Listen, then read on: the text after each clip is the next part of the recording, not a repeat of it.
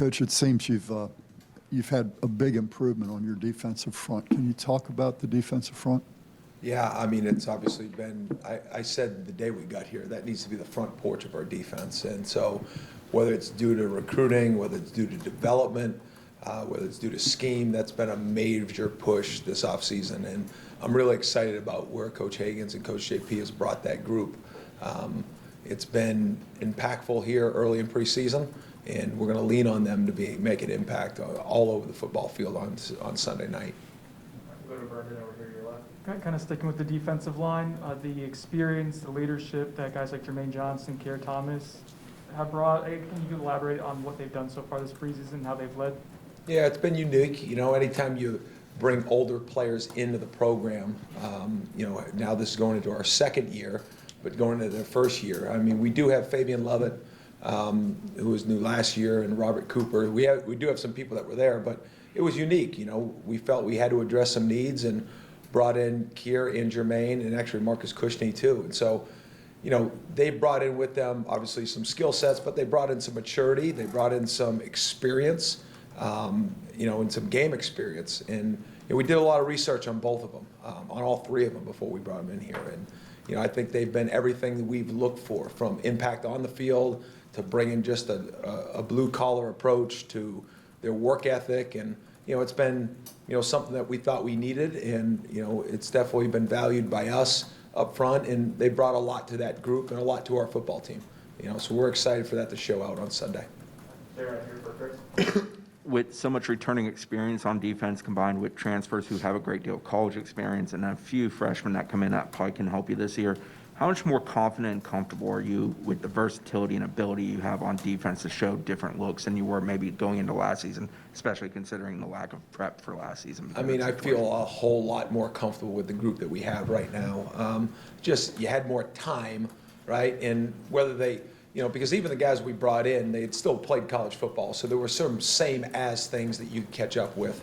But just the continuity to be able to have guys that have played for us for over a year, be able to go through real experiences with them, and, you know, it's a major difference. You know, it's a major, you know, we're going into here week prep, going into game one, and you've still got your checklist, but the checklist has been checked before. It's not going, all right, here's the checklist, and this is the first time you're hitting things. I mean, it's the second, third, fourth time on some of the unique situations that you always have to hit in game one.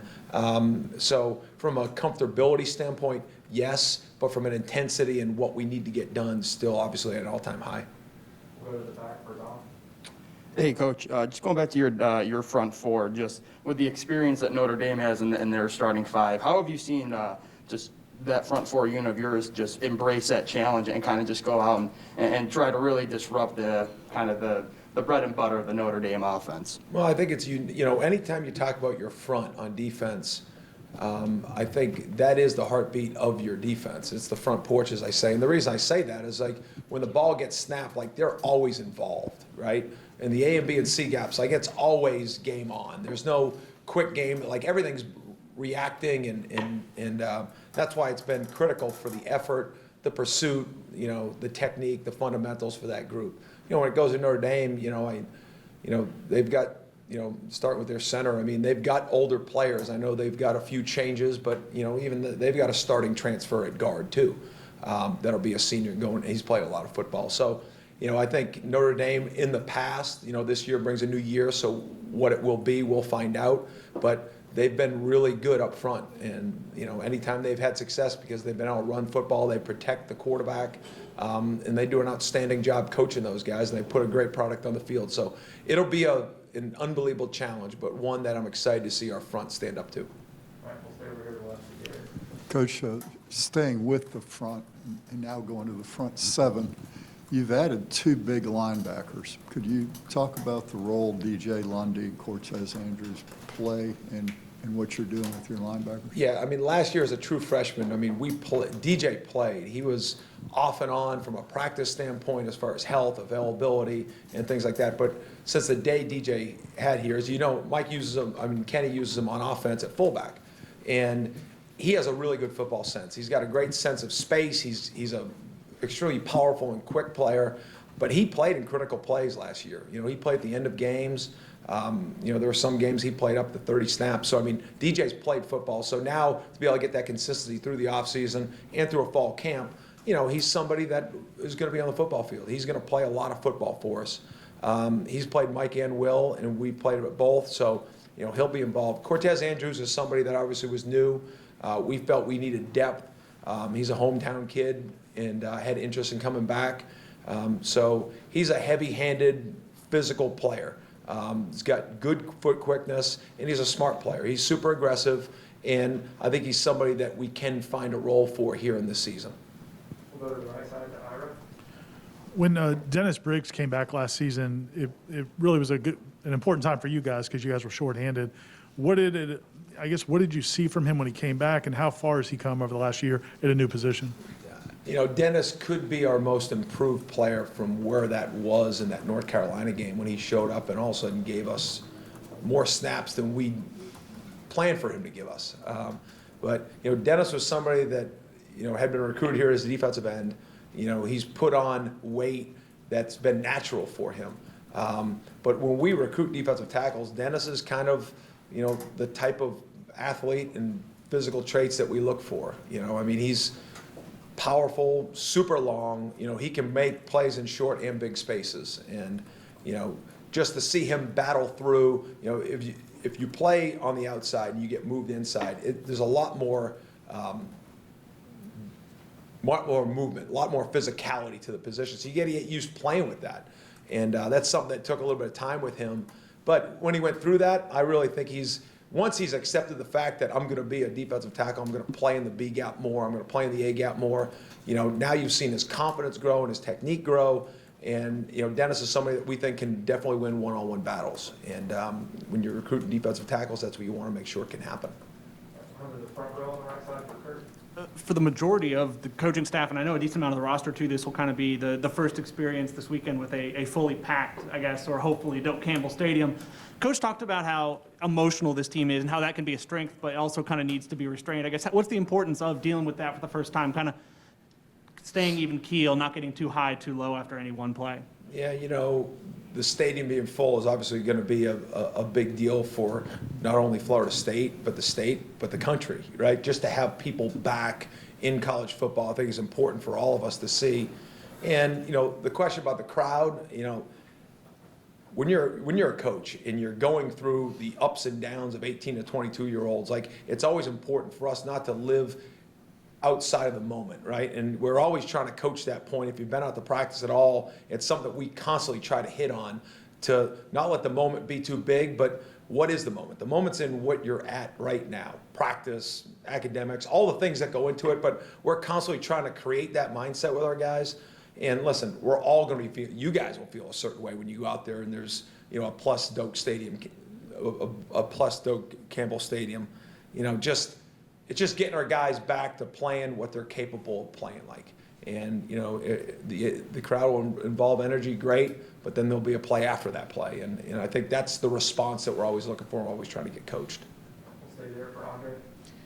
Coach, you talked about Notre Dame still being older up front, especially on the interior, and they add Kane Madden. What progress have you seen from those guys like Cooper and Fabian Lovett, as they get ready for such a challenge? Yeah, Fabian, is in such better shape. His body's better. He's playing faster.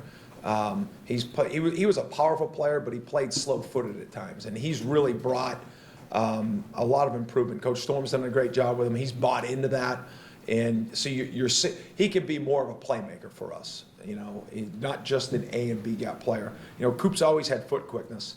It's just the consistency of playing at the right level that you need to play, and I think the additions that we brought in, his maturity, his growing, I think our job is to make sure that Coop's fresh, and when he's out there, we get the best of what he brings.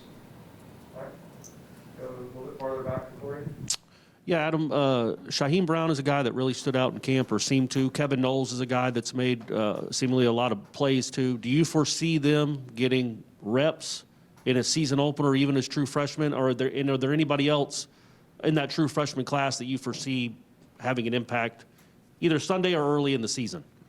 Yes, right? Kevin will play. Kevin's played mostly nickel, but he's played corner reps already too. I expect Kevin's going to play, and he's going to play early. He'll be in the game. Shaheem, we're pushing every rep. Every time there's a +1 rep, Shaheem gets the rep. Sidney Williams was banged up a little bit.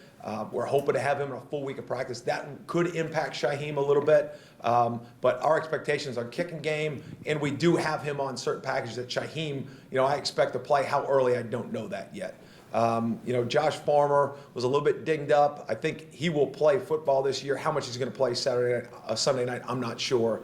And Patrick Payton, George Wilson both have a chance in certain ways to impact the game. Duke and Hunter, we'll see where that plays right now. Right now, they're just bringing some depth to the secondary, and we'll see how it plays. With Notre Dame's identity being so grounded in their run game, and then probably want to do play action pass off now with a guy like Jack Cohn, who kind of was doing some of that at Wisconsin, just what's your trust factor in your guys trusting their keys and knowing when to stay home and to not bite on the play action and things of that nature? Yeah, I think when teams try to establish run game, it's twofold, right? To establish a line of scrimmage, but then it makes all the other plays work, right? There allows, if you can run the football, now anytime you show some semblance of a run game, it creates some space between the line of scrimmage and where the ball's being thrown, right? Whether it's man coverage or zone coverage, just how that plays. And, the better we can play early in the football game and establish a great wall of defense in the run game, it plays into the confidence of being able to rush the passer and the pass downs, knowing, okay, we've done our job in the run game. Now it allows us to play faster on third downs, allows us to play faster on the second and longs. So I think the line of scrimmage and just the ability to build the wall in the run game is critical in game one, but especially in a game like this with Notre Dame's identity. All right, thank you, Coach. Thanks, guys.